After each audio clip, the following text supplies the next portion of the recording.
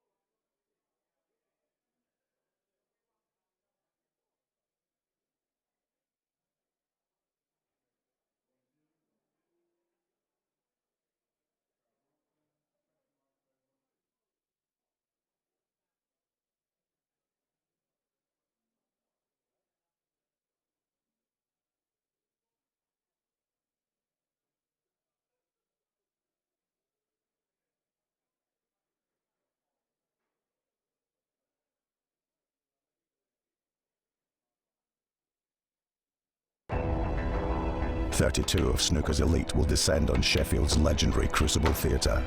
For 17 days they will battle it out over the green bays. A grueling test of character, accuracy, and pure skill. Hundreds of millions of fans will watch from all over the world, whose grit and determination will prevail.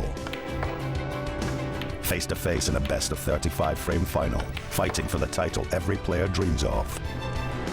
There will be only one winner. Betfred, proud sponsors of the World Snooker Championship.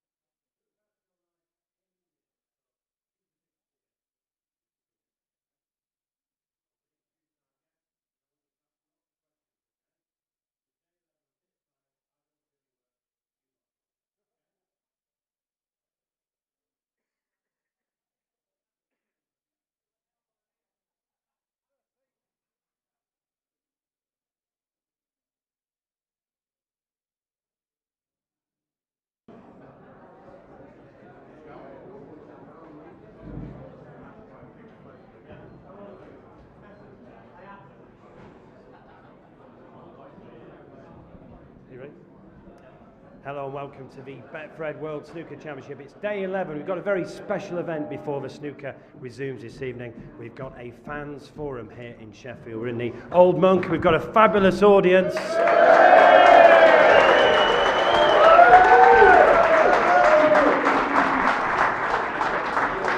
So, as well as a fabulous audience, we've got a fabulous panel as well. Now, if you're watching on YouTube, you can get involved. You have a hashtag Snooker FF. So the hashtag Snooker FF, and you can get involved as well and put your questions to the panel. And our audience here again, come on, let's hear you.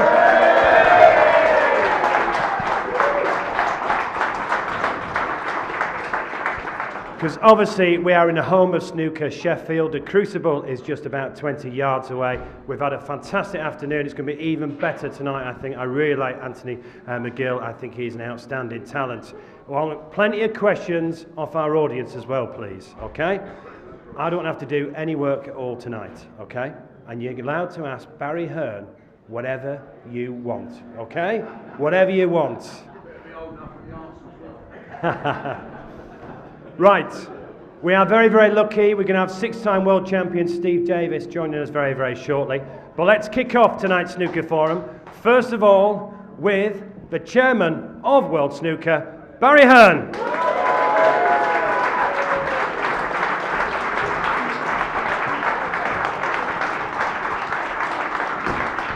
And as well, John Parrott, world champion 1991. Please join us, John.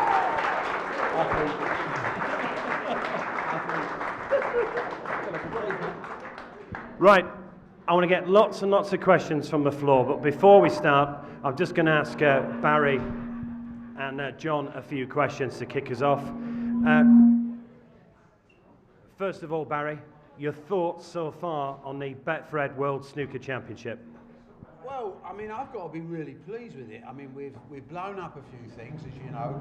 The qualifying rounds come under a lot of criticism, a lot of players saying, why me? You know, why have I got to play 3 games when I only played 1? And we're trying to explain to them this is a real sport, level playing field. You know, a team that loses out on promotion on goal difference loses out on promotion.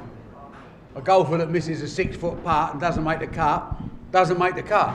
So, boys, if you're not in that top 16, which is, and they're only there for one reason, they're there because they're the best players in the world, over a fair system. And if you lose out on it, you've got to play. But what it's given us, I think it's given us a little star. One of the highlights of my tournament so far is seeing. I've been waiting for years for another little ginger-haired kid. You know?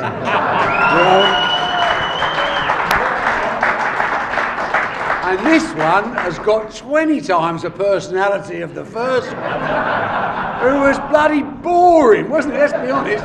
And this one smiles. I mean, when did you see Steve smile, John, when he was playing? Constipation's the only time I've seen him smile. So I'm really happy with it. I think it's going great and the numbers are great. We're well on course for our global audience of 350 million people watching this live, and it's all happening in here, in Sheffield, for proper people that support snooker. Well said, Barry. That's it. Come on, put your hands together. John, you've been there, done it. How special is a Crucible? It's just such a unique place, isn't it? There's nowhere like it.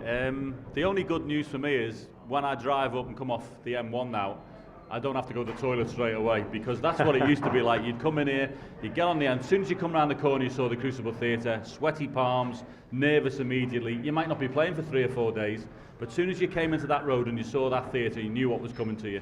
There's no place like it. You should aspire as a snooker player to play there. And when you get there, even if you don't like it the first time you go, there's been players like John Higgins wasn't mad on it when you have to get used to it. It's got its own atmosphere, 2 tables in it's very cramped. And then if you're lucky to get through to the semi-final, then it's a completely different atmosphere all again. And it's like no venue that you'll ever play in. And when it's going great, it's the best.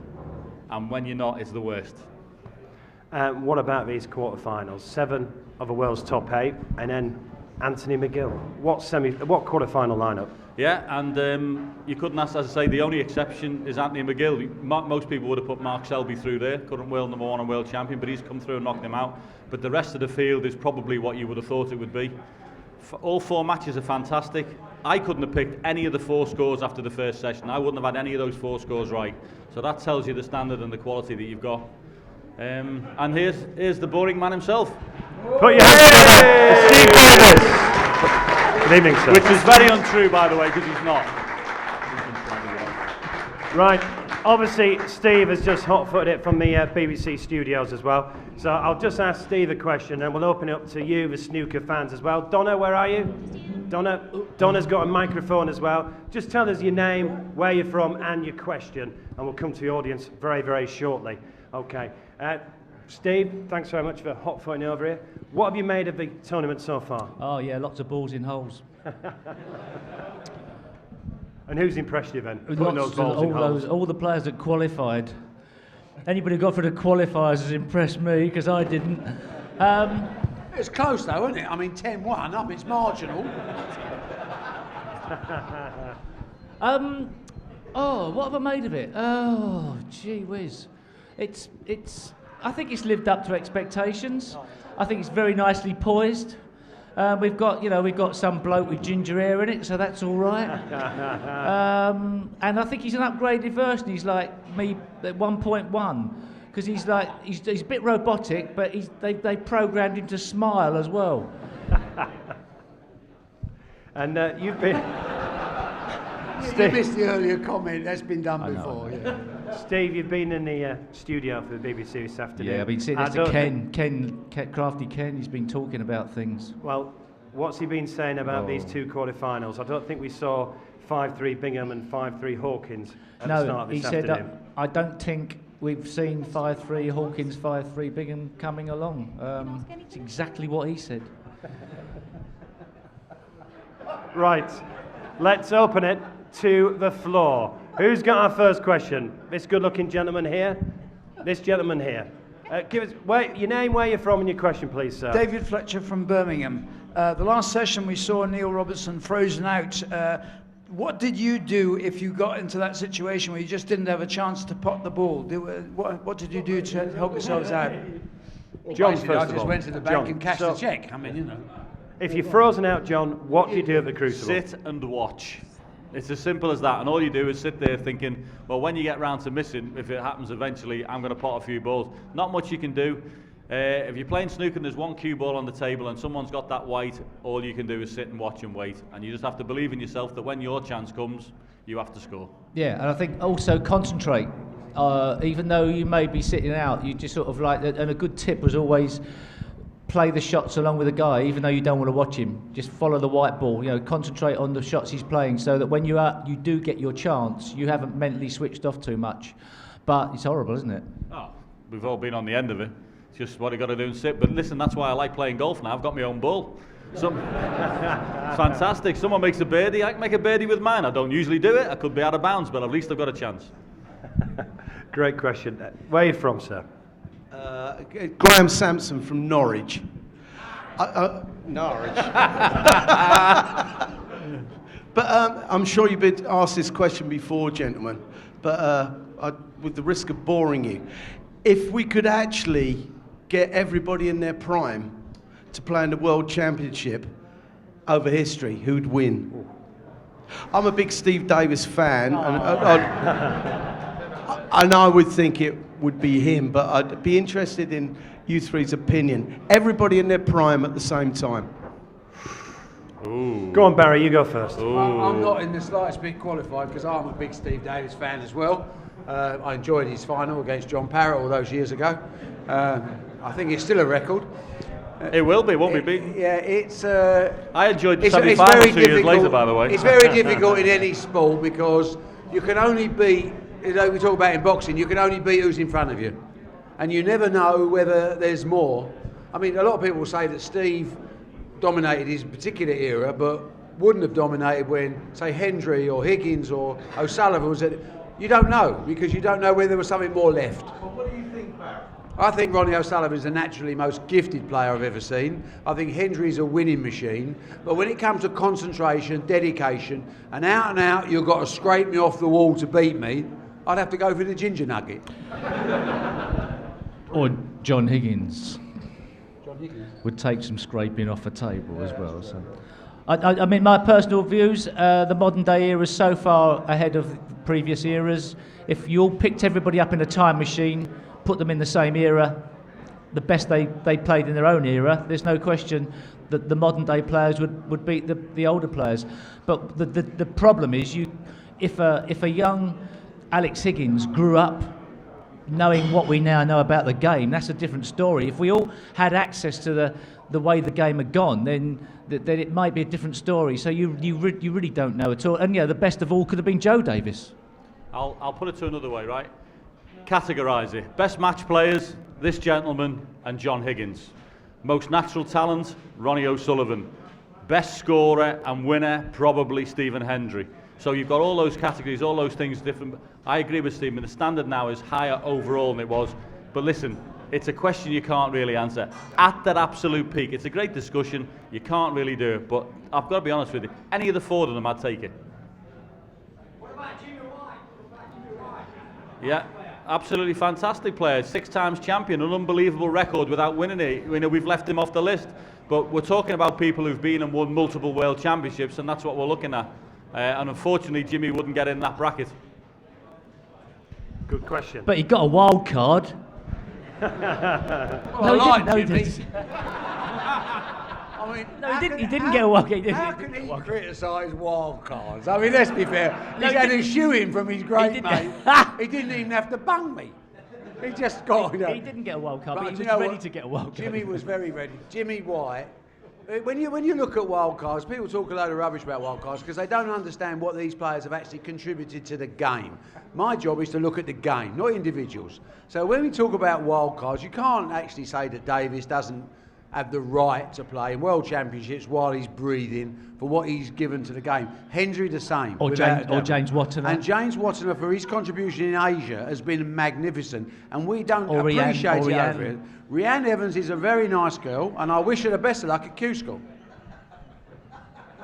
Right. You Good don't stuff. get wild cards for winning 10 Women's World Championships. She got a wild card 4 years ago. She had a year on the circuit, never won a game. Nobody's asked that question. Nobody's No, asked but that question. What are you talking just about?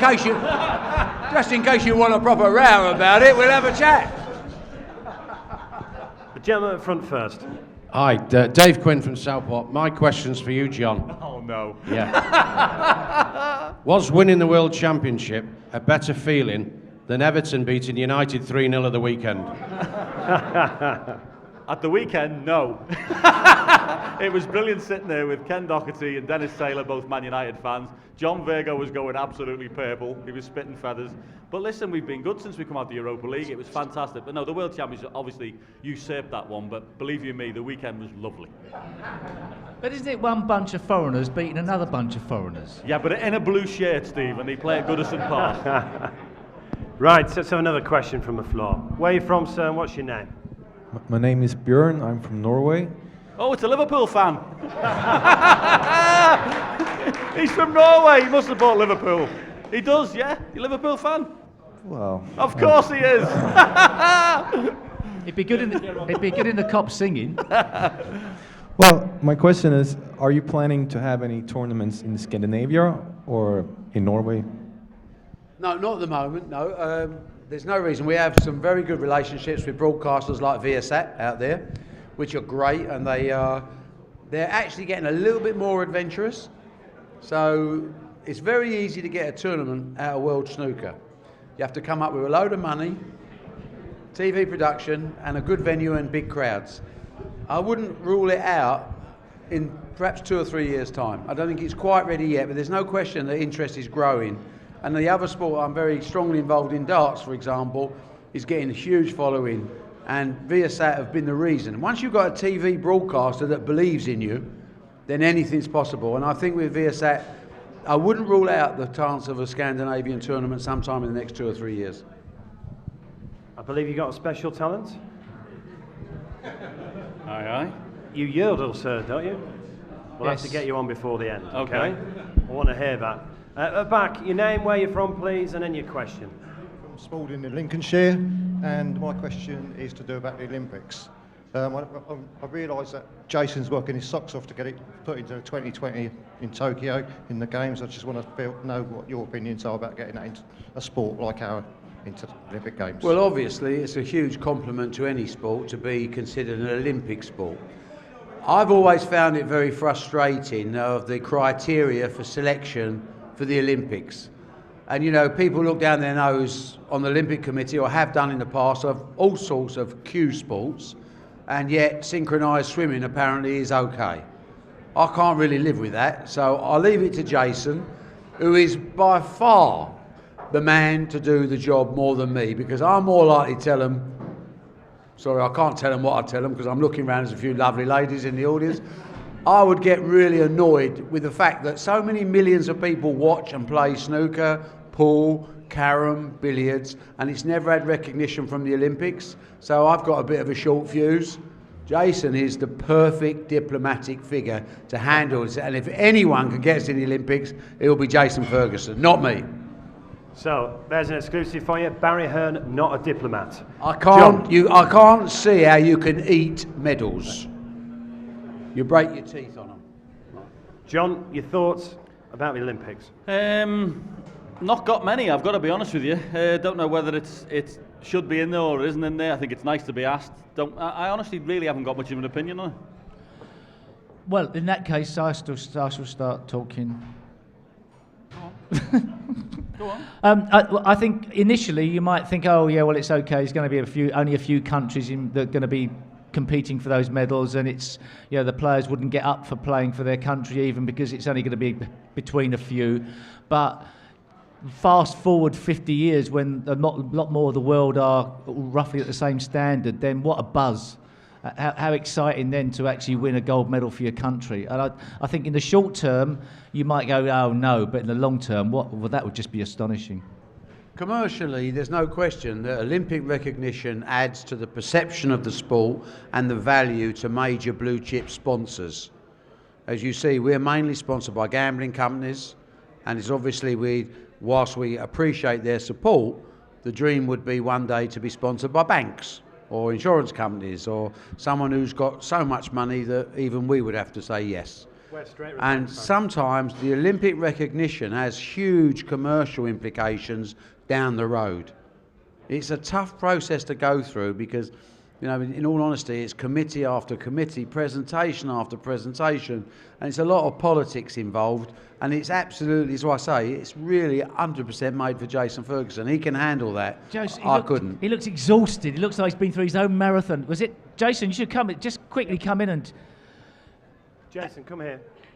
Jason is our gold medal winner. Jason. How tough was it? Jason, quickly then. How tough was it? It is a tough process, but do you know what we want? We want the credibility for this sport that we deserve. This is a great sport, televised in 87 countries. An estimated 350 million people will watch it.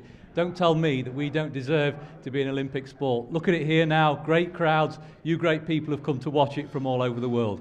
What does that tell you? We deserve the recognition. The recognition is based on sound sports development. If we earn that credibility, we can open up new markets for this sport and new income for both our events, both our coaches and our players around the world. And that's what we want. Snooker, vote for us 2020 Tokyo. That's our vision. Go on to worldsnooker.com, register your votes now. Thank you. Jason Ferguson. Right, put your hands together for Jason Ferguson. Good luck, Jason sir. Ferguson for Prime Minister. I did tell you, he is bloody good, isn't he? I mean, I'm in. I'm registered already. I voted and everything.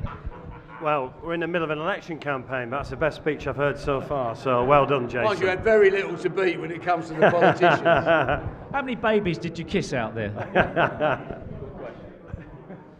Donna. As a one-ball break specialist, a 147 seems unthinkable to me and pretty unrivaled in sporting achievements. What do you think is second behind a 147 for the best thing you can do in sport? The 146, you mean? Did you really not think that was going to be the answer? Did you really come on. not expect that? Interestingly, far less 146s at the World Championship than 147s. Yeah. Good point. You're just a wealth of knowledge, aren't you? Personally, I would think shooting 59 on a golf course was great. 59 would be great. I have actually done it on 4 occasions, but I've missed the last 4 holes out. Barry, is it obviously working darts for 9 darts? It used to be you know rare. the- It's now the one far thing- more common now. The a one 9 thing darter. they've got in common is, and this is Steve's point about the standard of sport. You see, sport has changed over the last 10, 15 years more than it has over the last 100 years. The standard and the professionalism of the participants, the demand by us as spectators, either with a ticket or on TV, to see excellence, and the rewards that are available to sportsmen means that we've pushed the boundaries. So if you like to think when Steve, and this is a true story, years ago when Steve and I were younger, we went on this little trip once and we went all around the world. We had a great time. We went to Vegas, we saw Frank Sinatra, we saw Dionne Warwick. We played craps for 16 hours without coming off the crap table. We never slept for 3 days. We had a time of life. I made a big mistake. I sent my wife a postcard saying, "Wish you were here." In retrospect, that wasn't a clever thing to do. But nevertheless, she's still there, so it's still okay. So we flew home from this, and I remember getting on a plane, leaving Los Angeles, and we saw Rod Stewart outside, getting in a limo. So many name droppings. I know. going on here. There's another one. And we got on this, and we was first class, because we're Bertie Big Bollocks, you know what I mean? We don't mess about. And we drank about a bottle of champagne each, because we hadn't had any sleep. And we got some kip. When we landed the other end, I said to Steve, "There's a car for you waiting." He said, "Yeah." I said, "You're going to Oldham to play in the Larder Classic." He said, "Where are you going?" I said, "I'm going to bed. I haven't slept for 3 days."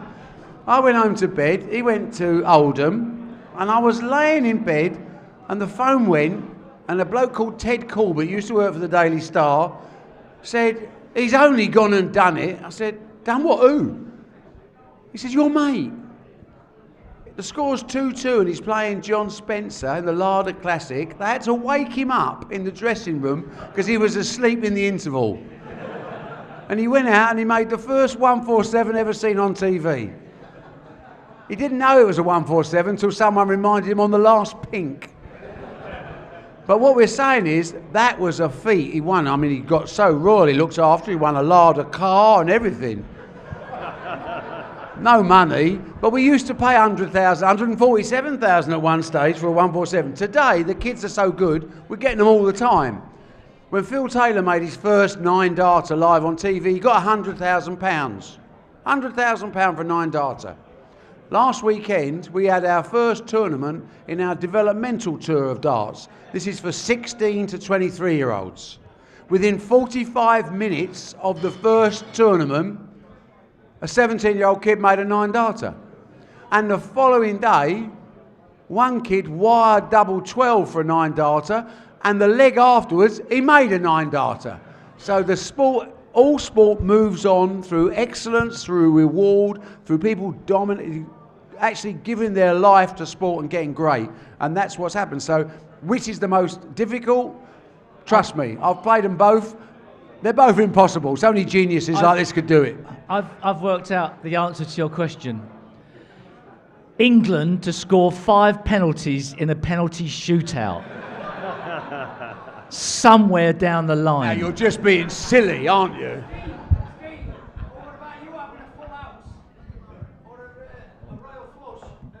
Yeah.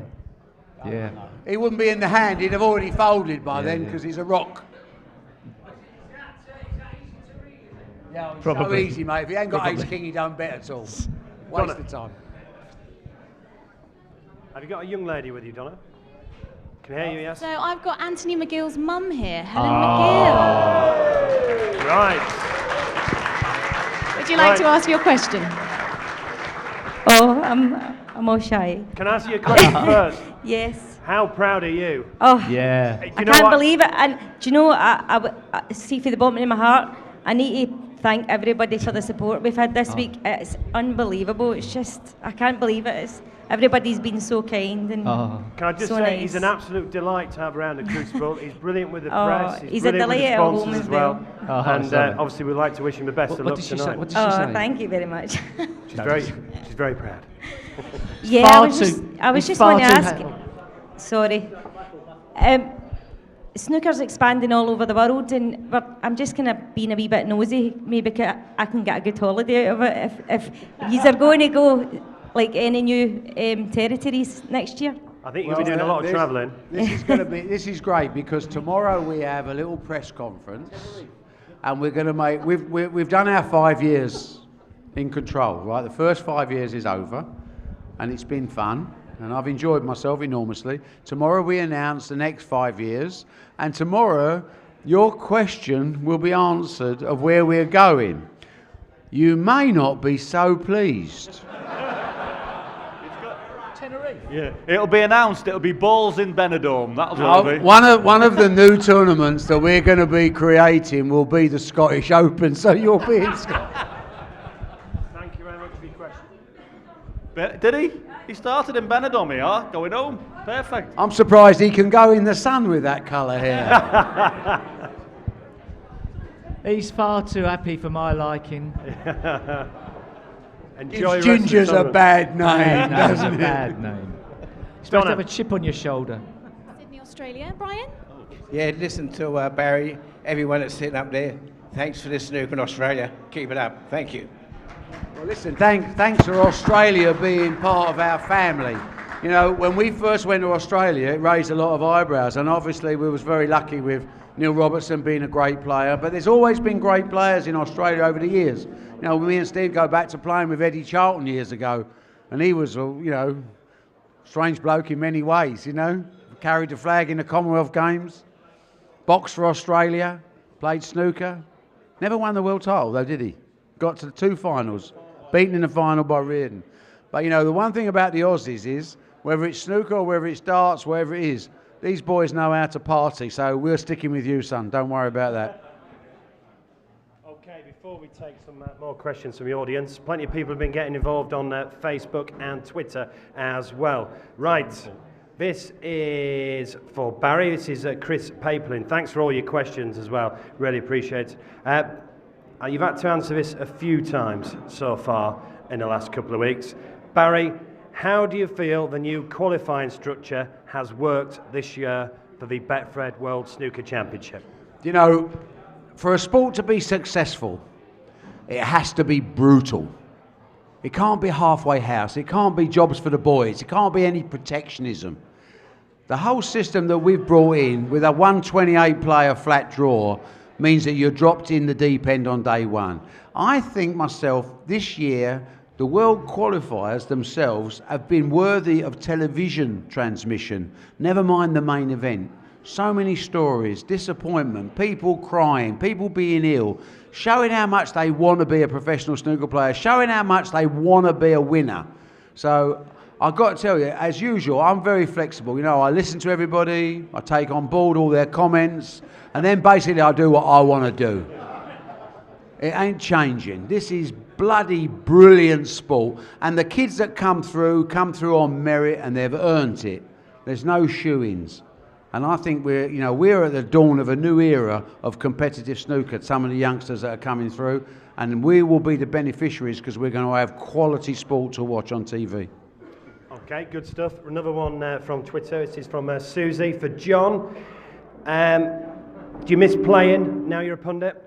Of course you miss playing. What you do miss is you miss winning, and you miss playing good to do that. And when you come to the end of your career and you're not potting as many balls as you used to, then obviously it makes the decision easier to pack in. But listen, I mean, obviously the day you get married, the day your children are born, fantastic. The next thing after that is lifting the trophy in the air, knowing you're the best player for that week or that fortnight, whatever it is.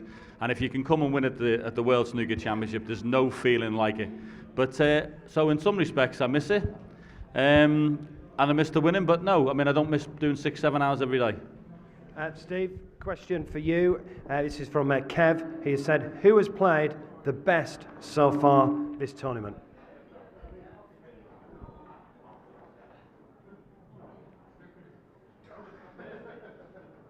Well, oh, wow. Well, I've not watched every session, so that would be... But I'd have to say that you'd have to say that Anthony McGill would be rough as we stand now.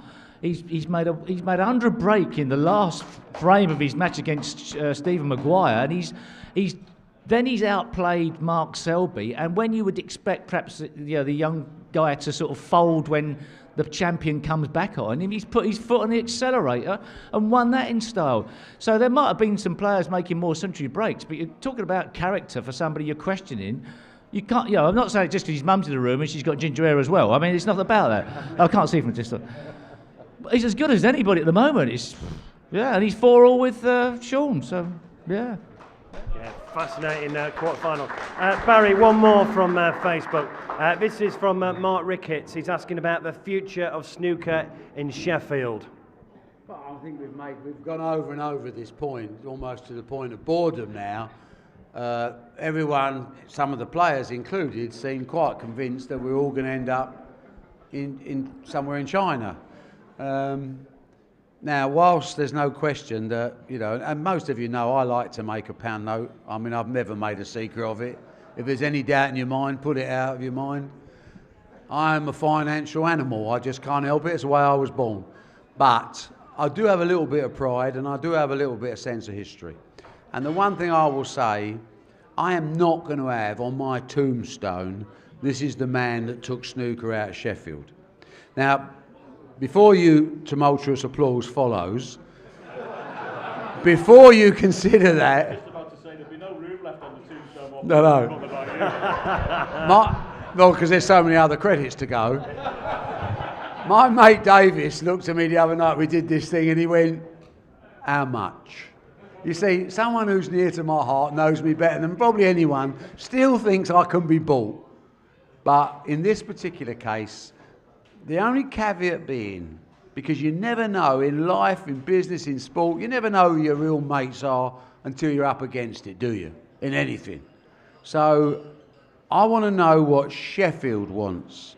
If I'm wanted here, we stay here forever. If I'm not, we go. At the moment, I'm wanted. And I'm very happy to sit down with Sheffield Council and do a long-term deal that will see me out. But it has to be a two-sided coin, isn't it? And the same with the BBC. We live in a strange world of politics and money and whatever. If the BBC and Sheffield both want us to stay here, I'll sit down, we'll do a deal, and we'll stay here forever. And that's as much as I can say, but I never stay anywhere I'm not wanted.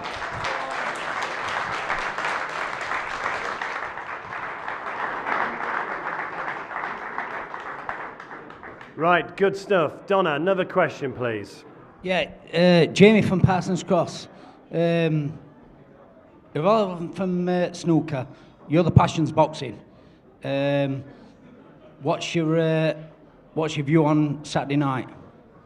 Saturday night. Massive fight on What's Saturday my view night. on Saturday night is $400 million. Right? This is the fight that's going to be hyped. Yeah, listen, I'll always get a bit of it, you know that. Basically, you've got a fight that should have happened 5 years ago but didn't. They took a chance, they got away with it, and now it's been built to unbelievable proportions. Give you some examples of that. The live gate at the MGM Grand on Saturday night, plus the local closed circuit, will produce more money than the Super Bowl final. That produced $71 million. The pay-per-view, which I occasionally get criticised, some of our shows being pay-per-view, is $98 a home, £66 or whatever per home. They're expecting over 3 million homes. Now, here's the prediction. Here's the crystal ball, because I'm a cynical old bastard, right? Once you've fought, Manny Pacquiao is getting $120 million. Floyd Mayweather's getting 160. That's 280. Wish I was the promoter. There's 120 left. I'm not. The trouble they've both got is neither of them can ever fight anyone else afterwards for a measly 50 or 60 million, because their head won't take it. That's what happens with fighters. So now, my prediction, first 6 rounds, Pacquiao is, I think, shot. First 6 rounds, you can't get a glove on Mayweather. He beats him up, but he don't try for the knockout. That's not good business. After 6 rounds, he's 5 rounds in front. Pacquiao can't lay a glove on him. He's the best elusive fighter the world's ever seen. Pacquiao's a terrific geezer, plays darts and plays pool. I love him. Unfortunately, he's past his sell-by date. He will chase after Mayweather for the remaining 6 rounds, and he'll nick 2 or 3 of them just on effort. Mayweather takes his foot off the pedal, and he wins on points by 2, 1 and 3 rounds on 3 judges' cards, and we do the whole frigging lot again in October. Thank you very much. Barry, just a quick word on a Sheffield boxer. Hold on, sir. No, I'll take your money bets-wise, don't worry. I'll take that off you, mate. I'll give you the best price. Listen, I'll need 20 quid as well.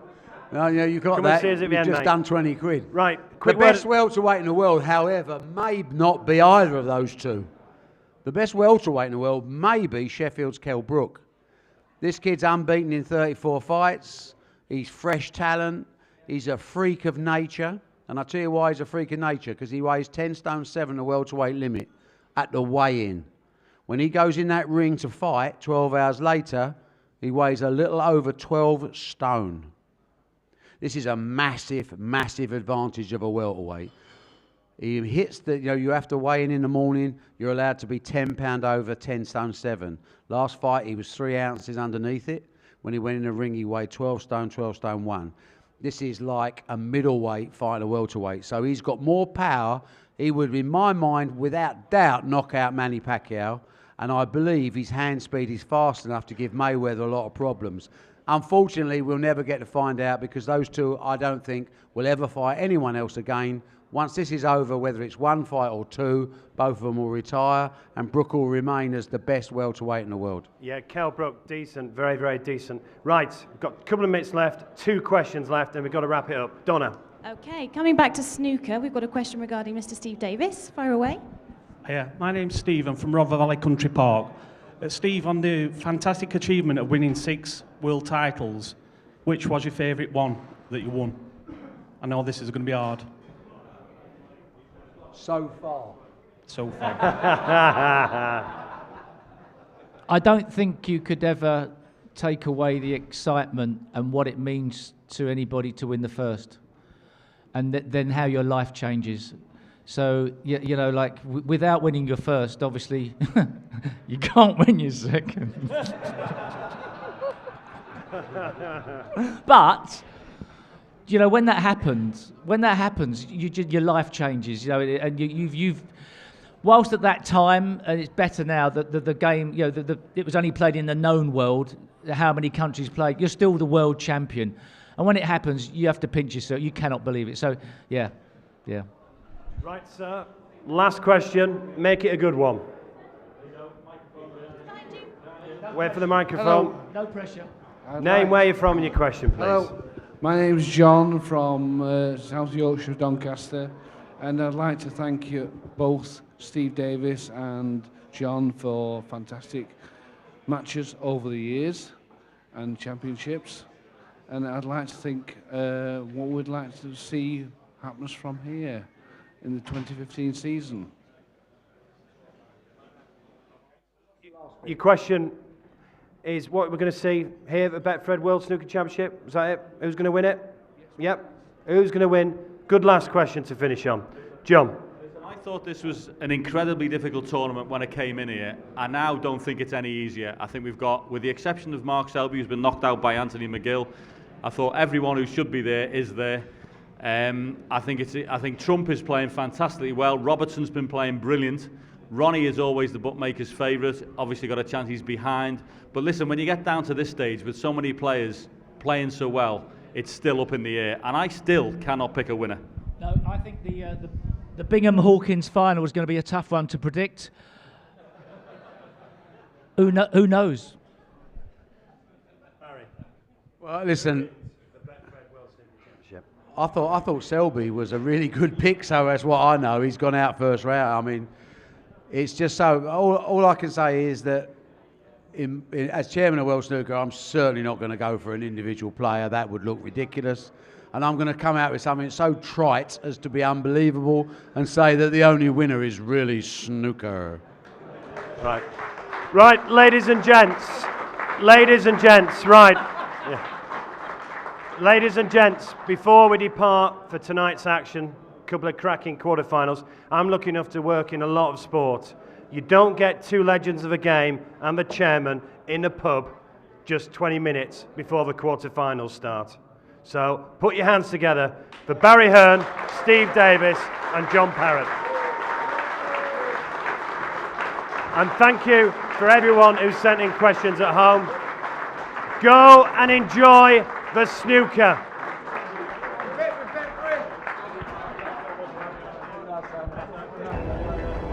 "32 of snooker's elite will descend on Sheffield's legendary Crucible Theatre. For 17 days they will battle it out over the green bays. A grueling test of character, accuracy, and pure skill. Hundreds of millions of fans will watch from all over the world, whose grit and determination will prevail. Face to face in a best of 35 frame final, fighting for the title every player dreams of. There will be only one winner. Betfred, proud sponsors of the World Snooker Championship.